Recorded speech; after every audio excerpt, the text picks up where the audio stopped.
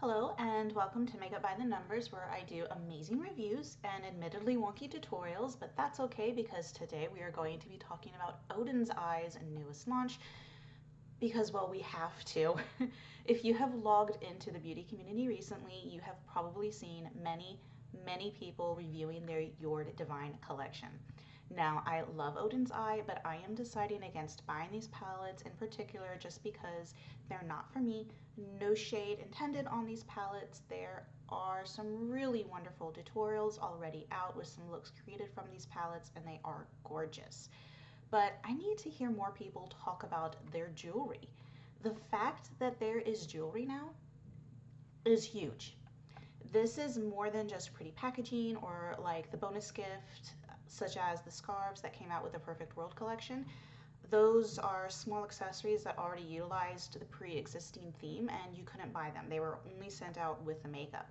So adding jewelry as a separate standalone purchase is a huge diversification for the company. Now, jewelry and makeup do have a similar demographic, so it does kind of make sense to me from a marketing perspective why Odens Eye chose to branch out.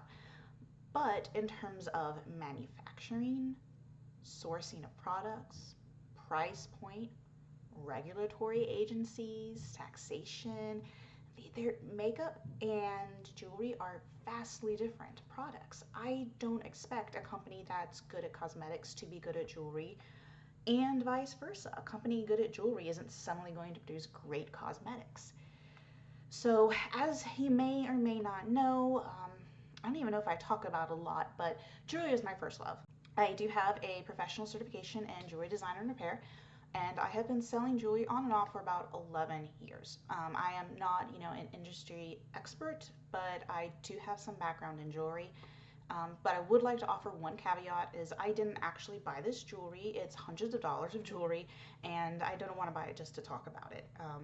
So if you did like the line enough to buy it, let me know in the comments what you liked about it and what you didn't like about it so you can get some hands-on experience with the jewelry.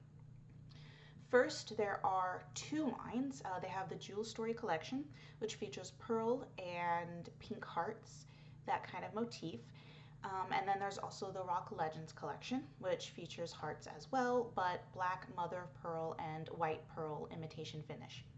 Now, as far as the cohesion of these lines is concerned, they're coordinated. In fact, they're a little matchy-matchy for my personal taste, but it does push the easy button when you're getting dressed in the morning and maybe you spent too long on your makeup and you just need to grab something. The collection is easy to throw together and it makes sense. But for the life of me, for a company that does such creative and deliberate work with color stories, how could they have come up with such boring and uninspiring jewelry?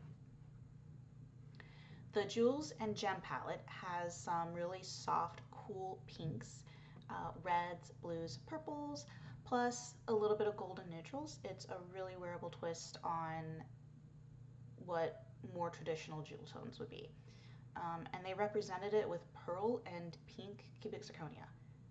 Pink crystal hearts is more basic than a white girl wearing Uggs. They missed an opportunity to play with the natural stones and crystals of this planet, some of which are very affordable and could have worked so well with their color story.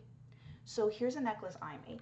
It uses synthetic pearl, but I alternated it with moss agate. Now, agate is an abundant stone, so although this design is really simple, it's very affordable, and I think it represents the Stone and Rock palette more than the Rock Legends collection already. And I didn't design this necklace for the palette, I just had it on hand. So I don't know how they ended up designing a product line that appeals to like 5 to 9-year-old girls in the age group of 65 or older. Like, maybe I'm really underestimating the number of women that are gonna buy themselves pink hearts, but super disappointing. Also, the design of the line was a little bit clunky. They do have a kind of a heart halo setting, but I don't know if it's supposed to be like another heart that goes around it, or if it's supposed to be chiseled out of stone, or if it was supposed to be organic like a vine. It could be floral, but it's not, the necklace itself and the bracelet, they aren't really organic. That's a very traditional and linear beaded backdrop that they're strung on. So I don't feel that it was cohesive. I think they designed a couple pieces and this looks good and smacked it on a bracelet and called it a day. The color story for Rock Legends doesn't match any better. The Rock and Stone palette has some really stunning greens, as well as some chartreuse, some ochre, some really grungy shades, and that's not captured at all. Although there is a black and white in the palette, going for a monochromatic color scheme completely missed the mark.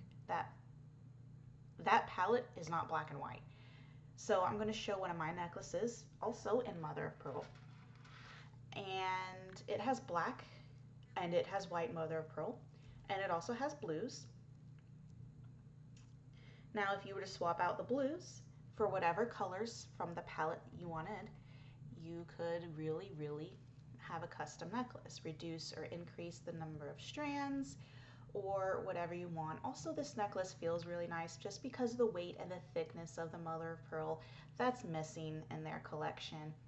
And I will mention this later, but you can pay attention to the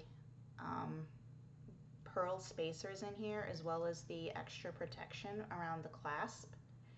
Those details are missing from the Odens eye jewelry. So compared to Jewel's Story, because Rock Legend played with contrast and texture, I do like it more, but it was still a very safe and unadventurous launch. I do appreciate the millgrain cage they have around the hearts, which adds a little bit of character, but overall the jewelry really has nothing in common with the palettes, so that kind of means that the jewelry needs to stand on its own. So does it. For the price of $20 to $40, which is squarely within the realm of costume jewelry, what are you really getting? The ingredients listed are cubic zirconia, imitation shell, mother of pearl, and eco-friendly copper.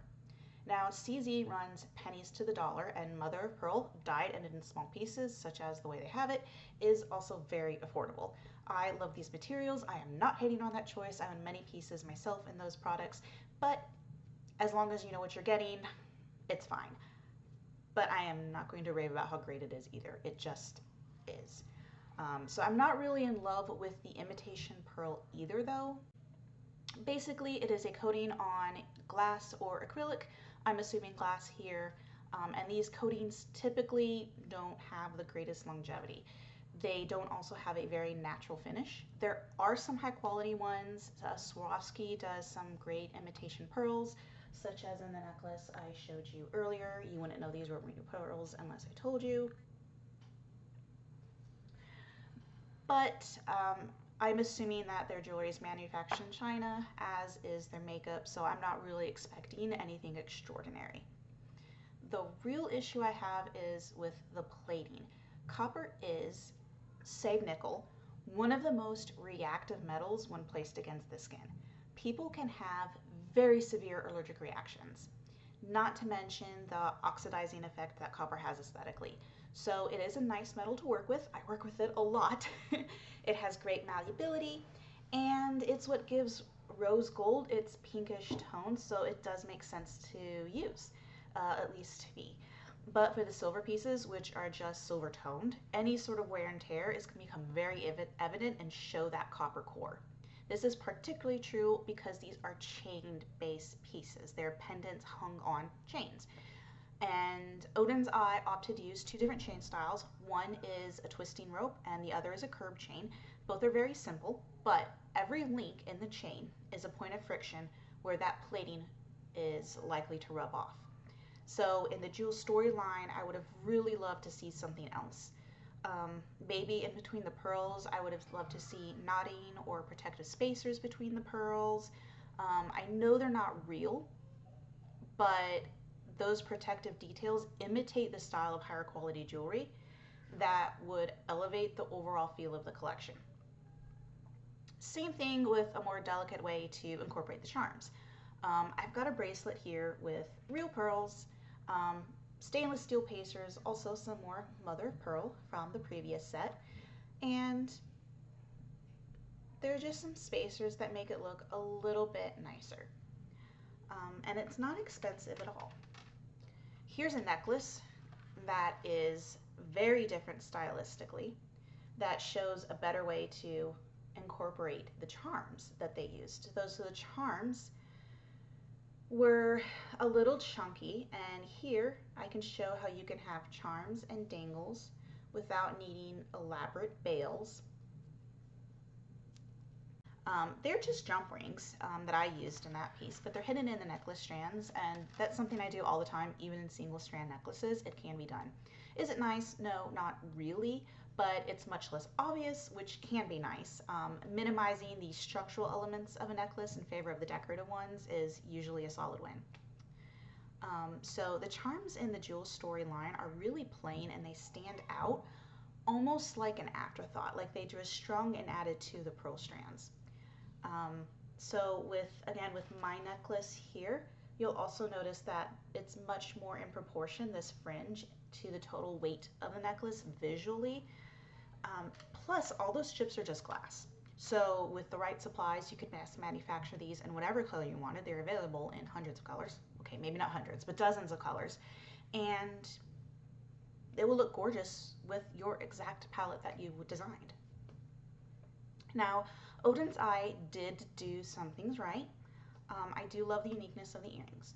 The double pierced effect, the cuff, the extra chains, they put some thought into making the earrings a little less basic. They're still chunky, definitely not for petite faces, but the overall designs are semi-unique, and there's a lot of movement in the design, both physical movement from the pieces as well as visual from the design. Minus the cheap materials and large proportions, they did do a pretty good job with the earrings. Oh, and I also love the bracelet clasp. The adjustable feature, an easy put on and take off, is a win. That is very thoughtful of them. So overall, I am not going to kill their first foray into jewelry. And not everyone has my taste or my budget, so I totally understand if you want to buy some of these pieces.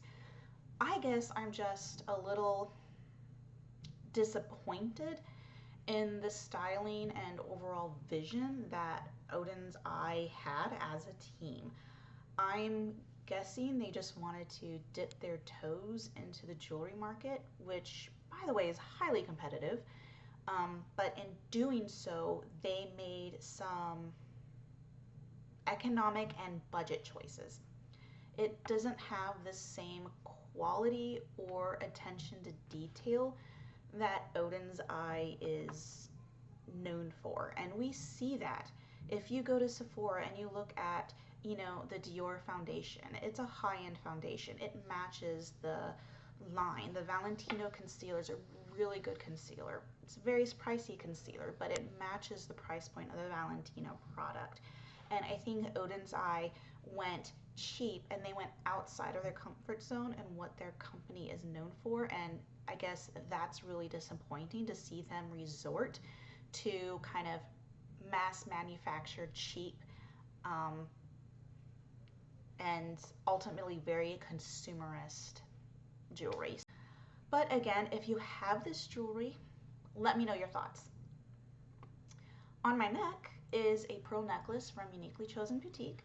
Stephanie is a jewelry designer based in Puerto Rico, and she designs necklaces such as this and other faith-inspired pieces. This is a great affordable alternative to support handcrafting and other independent artisans. Thank you so much for watching. If you liked, please like, and if you are interested in the pieces that I showed, check out the links. I'll comment them below. Thank you so much. Bye.